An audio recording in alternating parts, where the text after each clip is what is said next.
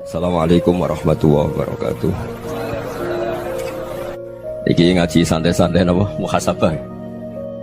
Muhasabah itu kalau Kiai Jawa maknani itu ngoreksi diri sendiri. Jadi menghitung diri sendiri.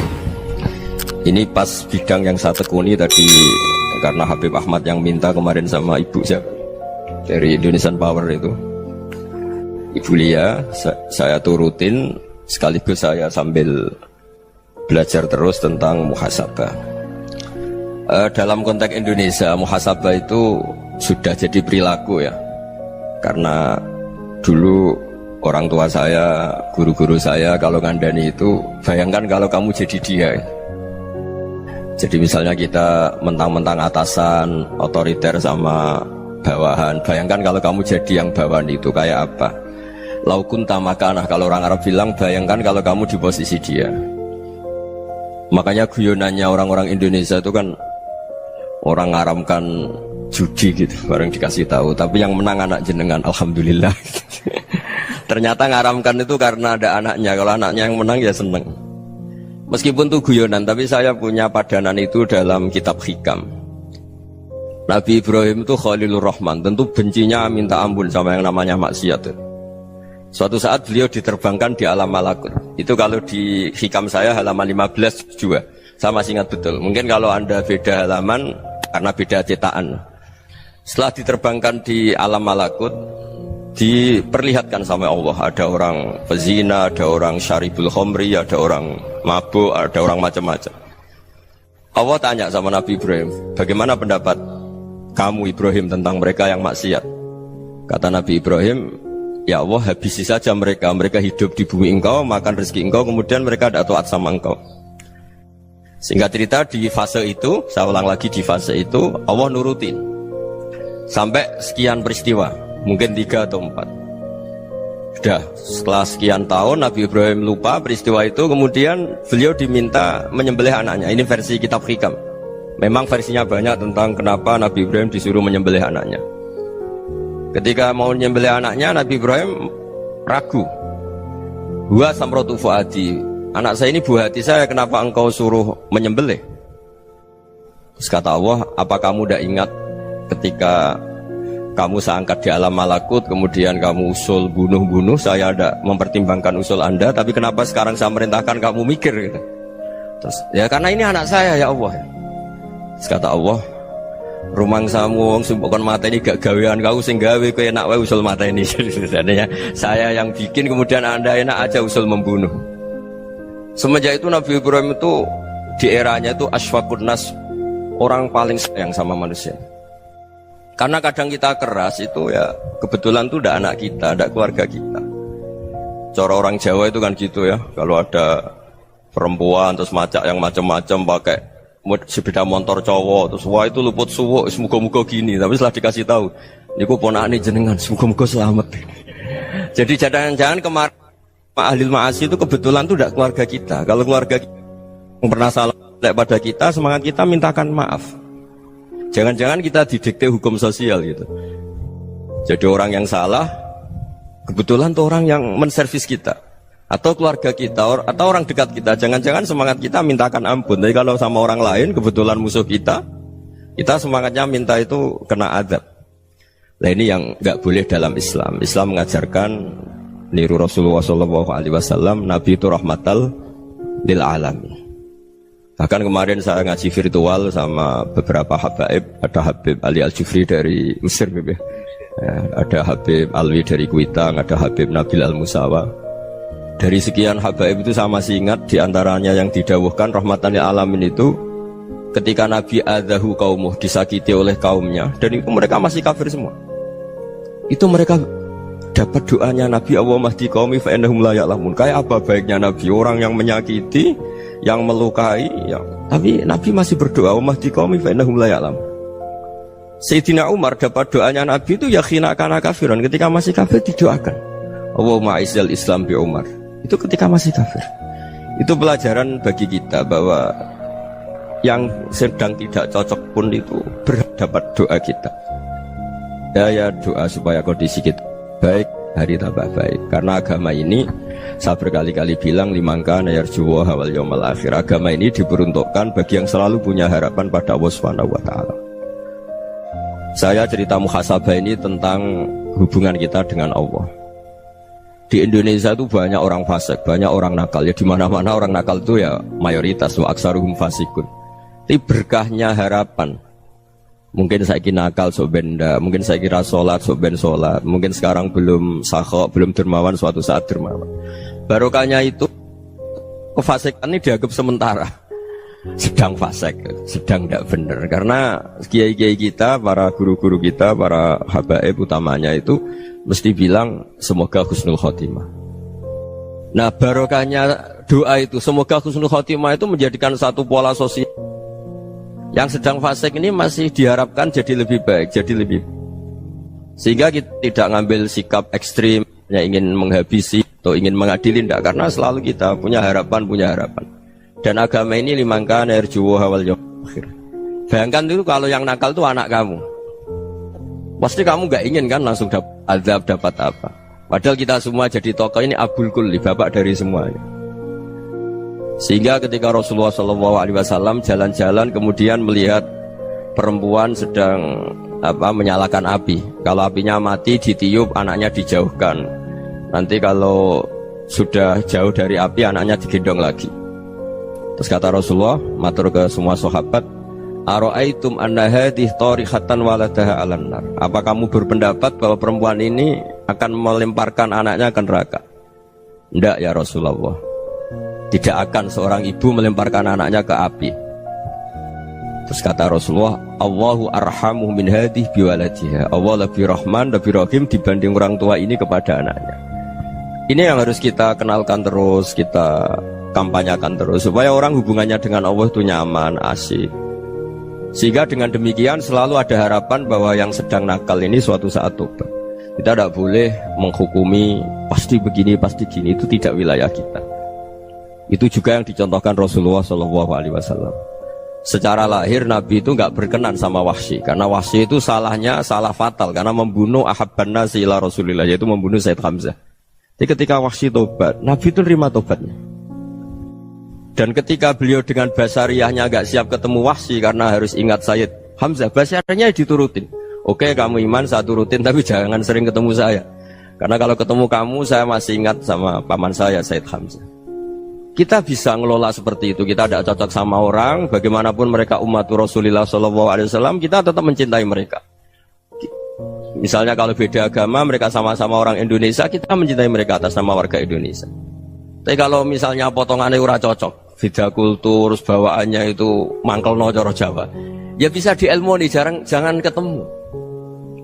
Wong sudah tidak cocok, ingin ketemu nyari solusi. Roh ini tok seneng itu kan ya repot gitu. Ya sudah kalau nggak pati cocok ya jangan sering ketemu. Dan itu kita bisa memanage seperti itu tuh bisa. Saya berkali-kali cerita tentang Imam Syafi'i. Kalau dikasih tahu ya Imam Abu Abdillah, panggilannya Imam Syafi'i, tetangga anda ini ternyata banyak yang nggak senang anda. Jawabnya beliau senang. Ya bagus kalau nggak senang saya, ndak utang saya katanya. Jadi gara-gara saman seneng aku ngatur aku ini kan. Dan mungkin saman rasa seneng kan ya enak.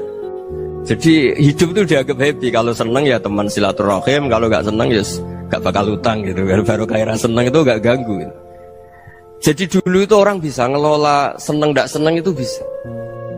Karena ada kearifan hubungan dengan Allah Subhanahu wa taala. Hidupnya selesai karena masyghul bi dzikrillah, mereka sibuk dengan Allah. Makanya kata ulama-ulama tasawuf, kamu jangan melihat manusia perilakunya, tapi kamu juga harus ingat yang gerakkan semua itu Allah Subhanahu wa taala. Dengan demikian kita farah, kita senang. Makanya Nabi kalau ngutus Anas bin Malik kemudian nggak kesampaian yang diinginkan karena Anas main. Ketika garwa-garwani Nabi agak tersinggung, Nabi andaikan Allah menghendaki yang saya inginkan kesampaian, pasti itu kesampaian. Jadi dianggap kegagalan Anas gak manggil yang dituju Nabi itu ya kersane Allah, ya enteng saja. Sayyidina Ali lebih parah lagi yang dialamin. Itu dalam beliau kalau dipanggil itu gak cepet-cepet ke sana. Ketika ditanya, kenapa kamu tak panggil gak cepet ke saya? Amin tu ukubatak, karena aku tahu engkau orang baik. Orang baik itu pemaaf. Jadi makanya orang-orang soleh dulu itu bodoni itu. Makanya sekarang kalau ada orang bodoni itu mesti beda orang soleh. Kalau orang-orang soleh itu kakean husnudzon lagi sering dibodonin. Abdullah bin Umar itu masyhur itu. Kalau ada budaknya sering sholat, sergap sholat itu dimerdekakan. Akhirnya enggak sholat pun pura-pura sholat. Akhirnya juga dimerdekakan. Ketika ditanya, kenapa engkau merdekakan? Padahal mereka sholatnya menipu engkau, kata pembisik-pembisik itu. Man khoda'ana lillah in khoda'na lah. Dia nipu atas nama Allah, berarti saat tertipu juga atas nama Allah. Enggak masalah dong, semuanya demi Allah Subhanahu wa ta'ala. Jadi ketika kita ketemu mensifati Allah Ta'ala itu ghafir, Allah pemaaf. Jangan kamu enggak fair untuk diri kamu nyifati Allah ghafir, pada orang lain Allah kamu sifati syadidul iqab. Jadi Allah kamu atur, kayak MC tadi ngatur saya. Jadi Allah itu apa? Kalau pada saya ghafir, kalau pada musuh saya syadidul iqab. Itu enggak fair. Kalau Anda punya harapan kepada Allah karena Allah Rahman Rahim, Allah ghafir, sebenarnya Allah pada musuh kita ya bisa saja Allah ghafir, bisa saja Allah Rahman Rahim. Sehingga kita melihat orang lain yang kita tidak cocok itu ya enteng saja. Itu min ummati Rasulillah sing tanaluhu syafa'atu, tanaluhu sa'atu rahmati, tanaluhu fair. Jangan dengan kita kayak mesti dapat rahmat. Jangan orang lain kayak Allah pasti syadidul iqab. Itu tidak boleh. Sehingga ketika ada orang Badui, singkat cerita orang Badui ini kencing di masjid, semua sahabat membentak dia. Yang enggak bentak hanya Nabi tok. Saking mangkelnya orang ini karena semua sahabat bentak kecuali Nabi. Setelah dibenarin Nabi, terus Nabi nyuruh sabbu ali dhanuban min ma'in. Setelah disucikan masjid itu, dia berdoa keras sekali.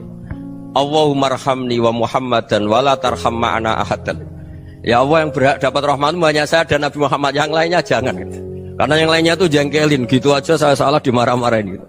Jadi kalau kamu doa terbatas ya kayak orang Bedui ini, kayak orang Arabi. Apa kata Nabi? Laqad tahajjarta wasi'an. Allah yang rahmatnya luas menjadi kamu sempitkan.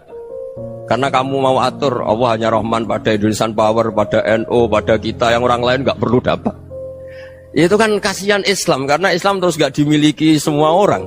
Allah gak dimiliki semua orang, Rasulullah gak dimiliki semua orang, karena dipek NU, dipek ormas tertentu, dipek, gak boleh seperti itu. Gak boleh takhasyar tawasian, kata Nabi, gak boleh mempersempit zat yang rahmatnya itu luas.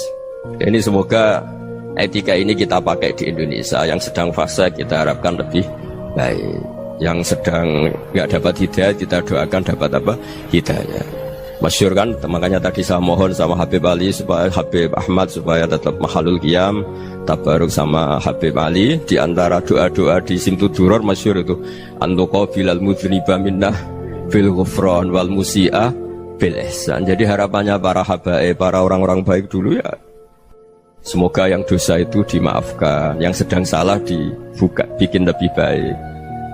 Nabi itu tugasnya juga gitu. Wastaghfir li dzambika walil mu'minina wal mu'minat. Nabi itu tugasnya juga memintakan ampun yang sedang salah.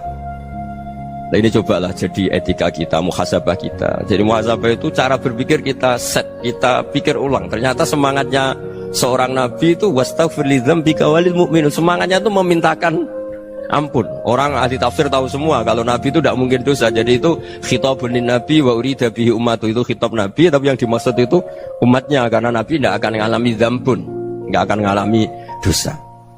Sekarang enggak, kadang-kadang kita ini kalau orang lain salah itu semangat. Kalau di perusahaan ada teman salah, apalagi pimpinan salah itu seneng, barokahnya salah bisa ganti kan gitu.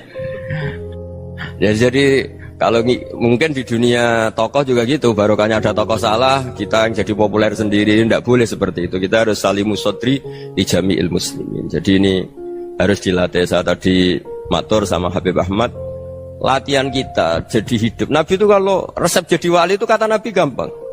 Kata Nabi, kalau kamu ingin disenangin Allah, ya sudah. Kalau kamu asbahta wa amseta gini-gini, perasaan kamu, kata Nabi, jangan punya perasaan ghil sama orang muslimin. Itu sudah wadzalika min sunnati. Makanya Nabi ngendikan la yablughni ahadun an ahadin syai'an. Ada yang baca la yuballighni ahadun an ahadin syai'an. Seseorang jangan melaporkan ke saya tentang salahnya yang lain. Fa inni akhruju ilaikum wa ana salimus sadri. Karena saya ingin ketemu sampean semua dalam keadaan salimus sadri, tidak punya perasaan apa-apa.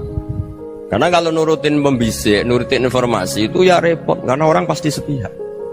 Ada kiai yang top datang ke kampung-kampung ning desa-desa, kata yang seneng itu punya akhlak. Wah itu bagus orang besar datang ke kampung-kampung.